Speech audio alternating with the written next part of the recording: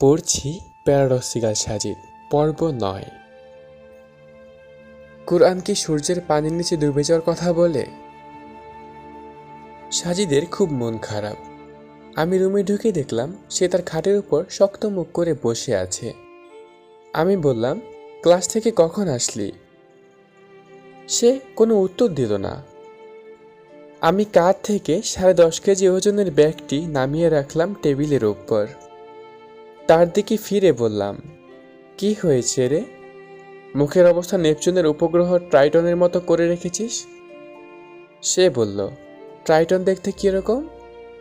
আমি শুনেছি ট্রাইটন দেখতে নাকি বাংলার ৫-এর মতো। আমি জানি সাজিদ এক্ষুনি ছোটখাটো লেকচার শুরু করবে। সে আমাকে ট্রাইটনের অবস্থান, আকার আকৃতি, ট্রাইটনের ভূপৃষ্ঠ, নাইট্রোজেন, কার্বন ডাইঅক্সাইডের পরিমাণ, সূর্য আর নেপচুন থেকে টাইটনের দূরত্ব কত তার যথাযথ বিবরণ এবং তথ্যাদি দিয়ে প্রমাণ করে দেখাবে যে টাইটন দেখতে মোটেও বাংলার ৫-এর মতো না। এই মুহূর্তে তার লেকচার বা বকবকানি শোনার কোনো ইচ্ছা আমার নেই। তাই যে করেই হোক তাকে দ্রুত থামিয়ে দিতে হবে। আমি আবার বললাম, ক্লাসে গিয়েছিলি? কোনো সমস্যা হয়েছে নাকি মন খারাপ? সে আবার চুপ মেরে গেল। এই হলো একটা সমস্যা। সাজিদ যেটা বলতে চাইবে না, পৃথিবী যদি ওলটপালট হয়েও যায় তবুও সে মুখ খুলে কাউকে সেটা বলবে না। সে বলল, কিচেনে যা, ভাত বসিয়েছি, দেখে আয় কি অবস্থা। আমি আকাশ থেকে পড়ার মতো বললাম, ভাত বসিয়েছিস মানে? বুয়া আসেনি? না। কেন? অসুস্থ বলল। তাহলে আজ খাবো কি? সাজিদ জানালা দিয়ে বাইরে তাকালো। সেদিকে তাকিয়ে বলল, ভাত বসিয়েছি, কলে যথেষ্ট পরিমাণে পানি আছে, পানি দিয়ে ভাত গেলা হবে। সিরিয়াস সময়গুলোতেও তার এরকম রসিকতা আমার একেবারেই ভালো লাগে না। অগত্যা কিচেনের দিকে হাঁটা শুরু করলাম। যেটা ভেবেছি ঠিক সেটা নয়। ভাত বসানোর পাশাপাশি সে ডিমও সিদ্ধ করে রেখেছে। আমার পেছনে পেছনে সাজিদও এলো। এসে ভাত নামিয়ে কড়াইতে তেলে কিছু পেঁয়াজ কুচি, হালকা গুঁড়ো মরিচ, 1 চিমটি নুন দিয়ে কিছুক্ষণ নাড়াচাড়া করে তাতে ডিম দুটো ছেড়ে দিল। পাশে আমি পর্যবেক্ষকের মতো দাঁড়িয়ে দাঁড়িয়ে সব দেখছি। মনে হচ্ছে সাজিদ কোনো রান্নার প্রতিযোগিতার প্রতিযোগী আর আমি চিফ জাস্টিস। অল্প কিছুক্ষণ পরেই ডিম দুটোর বর্ণ লালচে হয়ে উঠল। মাছকে হালকা ভাজলে যেরকম দেখায় ঠিক সেরকম। সুন্দর একটি পোড়া গন্ধও বেরিয়েছে। আমি মুচকি হেসে বললাম, খামোখা বুয়ো রেখে এতগুলো টাকা অপচয় করি প্রতি মাসে, অথচ ভুবন বিখ্যাত বুয়া আমার রুমেই আছে। গোসল সেরে নামাজ পড়ে খেয়ে উঠলাম। রুটিন অনুযায়ী সাজিদ এখন ঘুমাবে। রাতের যে বাড়তি অংশ সে বই পড়ে কাটায় সেটা দুপুরবেলা ঘুমিয়ে পুষিয়ে নেয়। আমার আজকে কাজ নেই, চাইলেই ঘুরতে বেরোতে পারি, কিন্তু বাইরে যা রোদ, সাহস হচ্ছিল না। এরই মধ্যে সাজিদ ঘুমিয়ে পড়েছে, কিন্তু আমার মনের মধ্যে একটা কচকচানি রয়ে গেল। সাজিদকে এরকম মন খারাপ অবস্থায় আমি আগে কখনো দেখিনি। কেন তার মন খারাপ সে ব্যাপারে জানতে না পারলে শান্তি পাচ্ছি না। কিন্তু সাজিদকে জিজ্ঞেস করে লাভ নেই, সে কোনোদিনও বলবে না। ভাবছি কি করা যায়। তখন মনে পড়ল তার সেই বিখ্যাত আমার মতে ডায়েরিটার কথা, যেটাতে সে তার জীবনের সব গুরুত্বপূর্ণ ঘটনাগুলো হুবহু লিখে রাখে। আজকে তার মন খারাপের ব্যাপারটিও নিশ্চয়ই সে তুলে রেখেছে। তার টেবিলের ড্রয়ার খুলে তার ডায়েরিটা নিয়ে উল্টাতে লাগলাম। মাঝামাঝিতে এসে পেয়ে গেলাম মূল ঘটনাটা। যেরকম লেখা আছে সেভাবেই তুলে ধরছি। 1 মে 2014। মফিজুর রহমান স্যার। এই ভদ্রলোক ক্লাসে আমাকে ওনার শত্রু মনে করেন। ঠিক শত্রু না, প্রতিদ্বন্দ্বী বলা চলে। আমাকে নিয়ে ওনার সমস্যা হলো উনি উল্টাপাল্টা কথাবার্তা বলে ক্লাসের ছেলেমেয়েদের মনে ধর্ম, ধর্মীয় কিতাব, আল্লাহ, রাসূল ইত্যাদি নিয়ে সন্দেহ ঢুকিয়ে দেওয়ার চেষ্টা করেন। কিন্তু আমি প্রতিবারই ওনার এসব কাজের প্রতিবাদ করি। ওনার যুক্তির বিপরীতে যুক্তি দিই। এমনও হয়েছে যুক্তিতে পরাজিত হয়ে উনি ক্লাস থেকে চলে গিয়েছিলেন কয়েকবার। এই কারণে এই বামপন্থী লোকটা আমাকে চক্ষুশূল মনে করেন। সে যাকগে, আজকের কথা বলি। আজকে ক্লাসে এসেই ভদ্রলোক আমাকে খুঁজে বের করলেন। বুঝতে পেরেছি নতুন কোনো অছিলা খুঁজে পেয়েছে আমাকে ঘায়েল করার। ক্লাসে আসার আগে মনে হয় পান খেয়েছিলেন, ঠোঁটের এক কোণায় চুন লেগে আছে। আমাকে দাঁড় করিয়ে বড় বড় চোখ করে বললেন, বাবা আইনস্টাইন কি খবর? ভদ্রলোক আমাকে তাচ্ছিল্য করে আইনস্টাইন বলে ডাকেন। আমাকে আইনস্টাইন ডাকতে দেখে ওনার অন্যান্য সার্গেতগণ হাসাহাসি শুরু করলো। আমি কিছু না বলে চুপ করে বসে আছি। তিনি আবার বললেন, শোনো বাবা আইনস্টাইন, তুমি তো অনেক বিজ্ঞান জানো, বলো তো দেখি সূর্য কি পানিতে ডুবে যায়? ক্লাস থিমিত হয়ে গেল, সবাই চুপচাপ।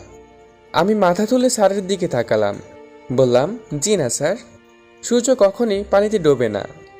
স্যার অবাক হওয়ার ভঙ্গিতে বললেন, ডোবে না, ঠিক তো? জি স্যার। তাহলে সূর্যাস্ত আর সূর্যোদয় কেন হয় বাবা? বিজ্ঞান কি বলে? আমি বললাম, স্যার সূর্যকে কেন্দ্র করে পৃথিবী ঘুরে। সূর্যকে কেন্দ্র করে ঘোরার সময় পৃথিবীর গোলার্ধে যে অংশটা সূর্যের দিকে মুখ করে থাকে সেই অংশটাই তখন সূর্যোদয় হয়, দিন থাকে। ঠিক এমনিভাবে পৃথিবীর গোলার্ধে যে অংশটা তখন সূর্যের বিপরীত দিকে মুখ করে থাকে তাতে তখন সূর্যাস্ত হয়, রাত নামে। আদতে সূর্যাস্ত বা সূর্যোদয় বলে কিছু নেই। সূর্য অস্তও যায় না, উদিতও হয় না। পৃথিবীর ঘূর্ণনের কারণে আমাদের এমনটি মনে হয়। স্যার বললেন, বাহ, সুন্দর ব্যাখ্যা। উনি আমার দিকে ঝুঁকে এসে বললেন, তা বাবা এই ব্যাপারটার উপর তোমার আস্থা আছে তো? সূর্য পানিতে ডুবে যাওয়াতে বিশ্বাস করো কি? পুরো ক্লাসে তখন পিনপতন নীরবতা। আমি বললাম, না স্যার, সূর্যের ডুবে ডুবে যাওয়াতে আমি বিশ্বাস করি না। এরপর স্যার বললেন, বেশ, তাহলে আমি ধরে নিলাম আজ থেকে তুমি আর কোরআনে বিশ্বাস করো না। স্যারের কথা শুনে আমি খানিকটা অবাক হলাম। পুরো ক্লাসও সম্ভবত আমার মতোই হতবাক। স্যার মুচকি হেসে বললেন, তোমাদের ধর্মীয় কিতাব, যেটাকে আবার বিজ্ঞানময় বলে দাবি করো তোমরা, সেই কোরআনে আছে সূর্য নাকি পানিতে ডুবে যায়। হা হা হা। আমি স্যারের মুখের দিকে চেয়ে আছি। স্যার বললেন, কি বিশ্বাস হচ্ছে না তো? দাঁড়াও পড়ে শোনাই। এতটুকু বলে স্যার কোরআনের সূরা কাহাফে ৮৬ নম্বর আয়াতটি পড়ে শোনালেন। চলতে চলতে এমনিভাবে তিনি মানে জুলকারনাইন সূর্যের অস্তগমনের জায়গায় গিয়ে পৌঁছালেন। সেখানে গিয়ে তিনি সূর্যকে সাগরের কালো পানিতে ডুবে যেতে দেখলেন। তার পাশে তিনি একটি জাতিকেও বাস করতে দেখলেন। আমি বললাম, হে জুলকারনাইন, এরা আপনার অধীনস্থ, আপনি ইচ্ছা করলে তাদের শাস্তি দিতে পারেন, অথবা তাদের আপনি সদয়ভাবেও গ্রহণ করতে পারেন। এরপর বললেন, দেখ তোদের বিজ্ঞানময় ধর্মীয় কিতাব বলছে সূর্য নাকি সাগরের কালো পানিতে ডুবে যায়। হা হা হা। বিজ্ঞানময় কিতাব বলে কথা। ক্লাসের মধ্যে যারা স্যারের মতোই নাস্তিক তারা তো হো হো করে হেসে উঠল। আমি কিছুই বললাম না, চুপ করেছিলাম। এতটুকুই লেখা। আশ্চর্য, সাজিদ মফিজুর রহমান নামের এই ভদ্রলোকের কথার কোনো প্রতিবাদ করলো না। সে তো এরকম করে না সাধারণত। তাহলে কি? আমার মনে নানা ধরনের প্রশ্ন উকিঝুঁকি দিতে লাগলো। 4 মাস পরের কথা।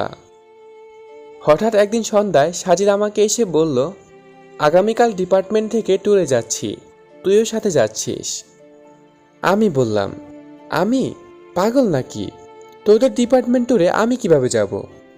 সে ভাবনাটা আমার। তোকে যা বললাম জাস্ট শুনে যা। পরদিন সকালবেলা বের হলাম। তার ফ্রেন্ডসদের সাথে আমাকে পরিচয় করে দিল। স্যারবৃন্দও আছেন। মফিজুর রহমান নামের ওই ভদ্রলোকটির সাথেও দেখা হলো। বিরাট গোফওয়ালা।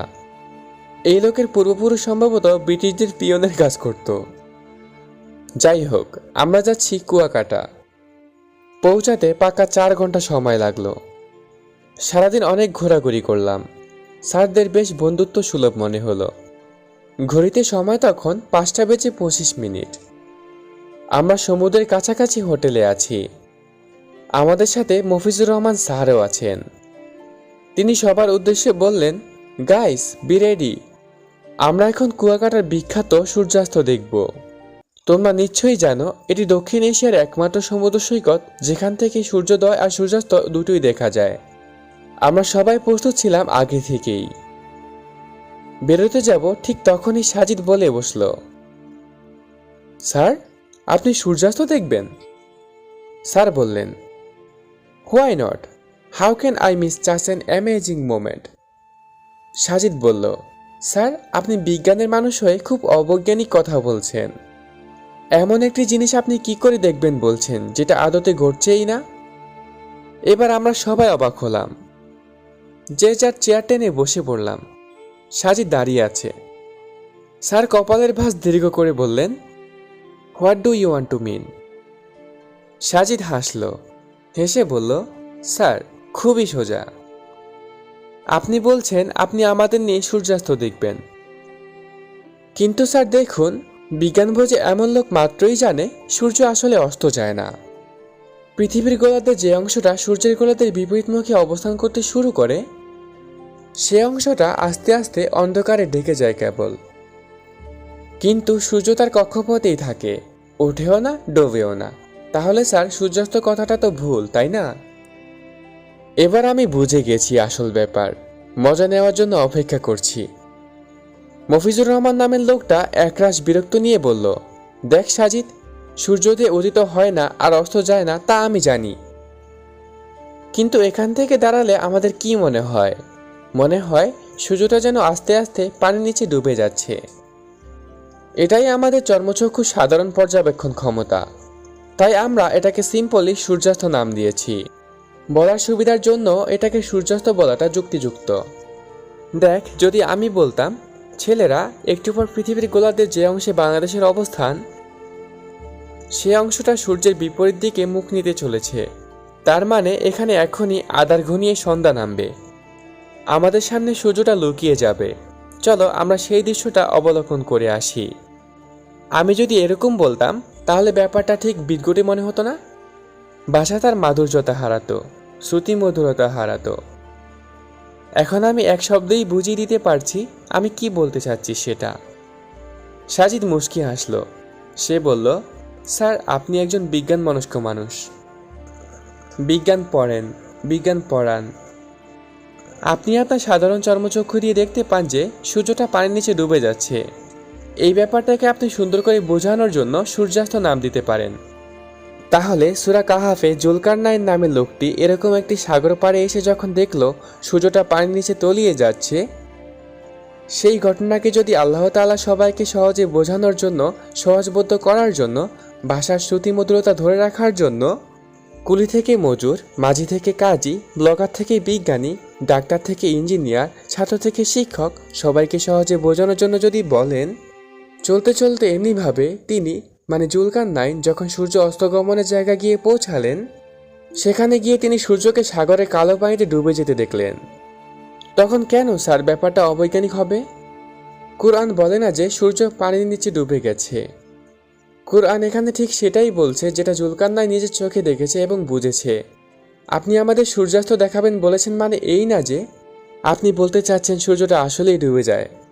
আপনি সেটাই বলতে চাচ্ছেন যেটা বাহ্যিকভাবে আমরা দেখি। তাহলে একই ব্যাপার আপনি পারলে কোরআন কেন পারবেন না স্যার?